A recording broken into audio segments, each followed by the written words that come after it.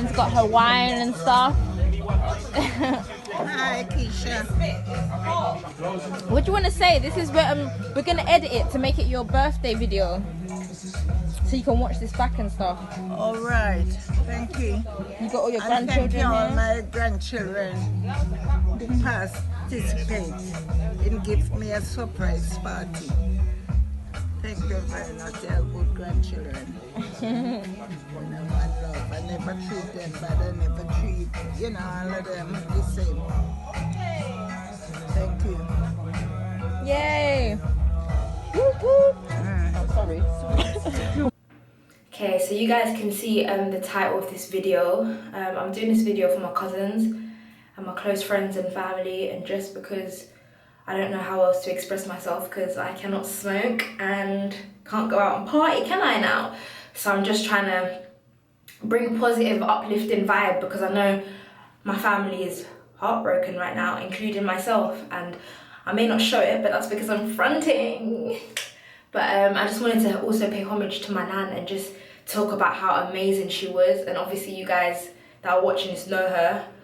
Some of you guys know her, so you can relate and laugh and just kind of have a vibe, maybe, I don't know, pour some flipping liquor or something. But yeah, so my nan, Helen, George, and Helen. Well, everyone in the Caribbean is like Helen, and then us in England are like, oh, Helen. It's like, no, it's Helen, George. But anyway, she was born in St. Vincent, and she came over to England when she was a teenager because her uncle, her brother sent for her, and they resided in High Wycombe for a bit, because that's when my dad was born, in High Wycombe, and I think Auntie Beverly was born, but we don't know about her. But yeah, and so she came over, and being that young, like, I'm thinking, imagine being like 15, 16, coming over to another country and setting up a whole new life. And she really did an amazing job. Like, she ended up having 5 kids, quite young, but regardless, she looked after them, and she looked after them well. And she was able to get on the property ladder and had this huge house, 6-bedroom house, Victoria Park, Hackney, with a huge front garden and a huge backyard. Now, some of my friends that are watching this, you guys have been there before, and I'm so glad that you guys got to go there, because we have so many memories in that house, like from when we were kids to having parties, Ashton always playing football, kicking a ball with Precious and them lot, and Terry across the road, and barbecues and all that stuff. Okay, I'm getting emotional. But it was a good time, and even though I was a kid, so it's like I was experiencing it, but obviously as an adult, them lot probably had a lit time, because my nan was the type of woman who loved a party. This woman, like, she loved parties, she loved baking cakes, like she's just a fun nan, innit? And her career, her occupation was a foster carer. So she did this before I was born. I was born in 92, so I think she was doing it since 90s, like 1990 maybe, or just before them. And she would look after, obviously, other people's kids, from newborn babies to little kids that are 7 to teenagers. Like, everyone that came through to my nan's house, like, everyone loved her, and we respected her. Like, there was respect there, and it was just a good time. And the one thing about Nan is that she loved to flip and feed us all the time. Keisha, you're hungry, rice and chicken. And I'm just like, no, Nan, I'm not hungry. I ate before I came. But that's when I started to get to when I was a teenager. I'm like, I'm not hungry. I've already eaten McDonald's before I came. But it was just fun times. And I really enjoyed, as a kid, I really enjoyed tea time, because we got to have like bourbon biscuits and hot milk. And Nan was such an affectionate lady. I experienced her as affectionate and caring and loving, and it was such a great time. And I think things changed drastically when my dad passed away in 2006. Her oldest son, it broke her heart, and things were never the same, as they wouldn't be the same anyway. And it was just such a sad time. And obviously I don't have kids, so like, losing your son must be mad, because you always think that you'd want to go before your kids. But that affected the whole family and the dynamics. And then Uncle Winston passed away 3 years later. Her second son, another son, dying. And I just feel like our family had changed. Everyone kind of grew up and went our separate ways. And every time I visited my nan, she would be so happy to see me because I look like my dad, and she would always want to talk about my dad and Uncle Winston, but at the same time it's like, because it hurt me so much and I was so young, hearing about them all the time, I tried to block stuff. I don't want to think about them all the time because it's so sad, but she would always mention them. But I know her intentions were good because she was just, I'm in the toilet. You're right, yeah? Yeah. Mum, I'm recording.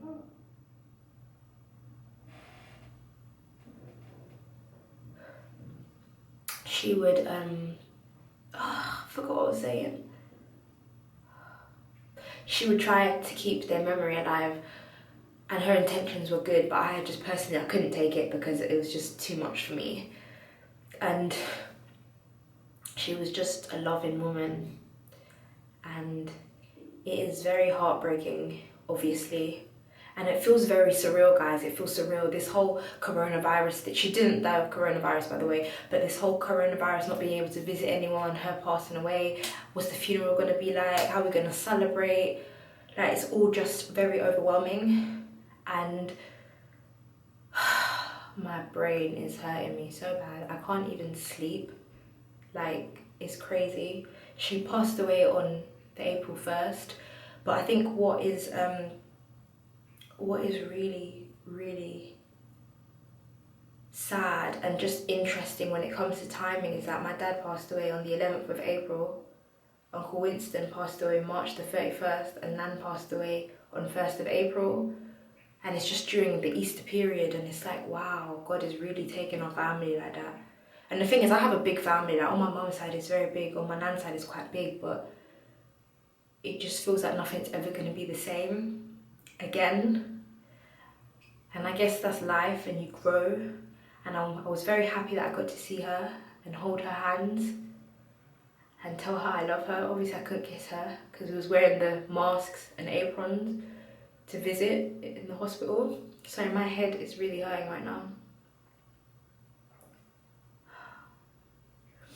But I don't know what to say anymore. Just please pray for me and my family to give us the strength to get through this.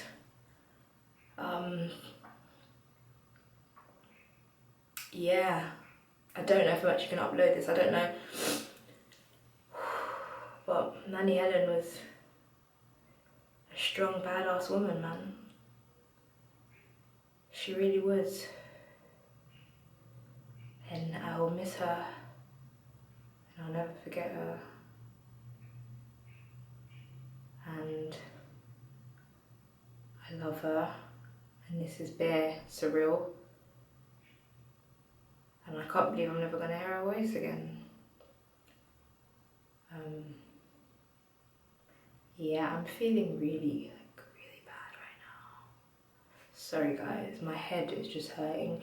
I think I'm experiencing like tension headaches. But yeah. Will I upload a video on Tuesday? We will see. But I love my nan, man.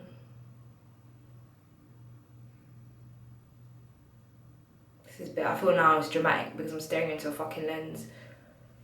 But yes, I hope all my cousins and you lot are strong, bruv. I'm sending you virtual hugs.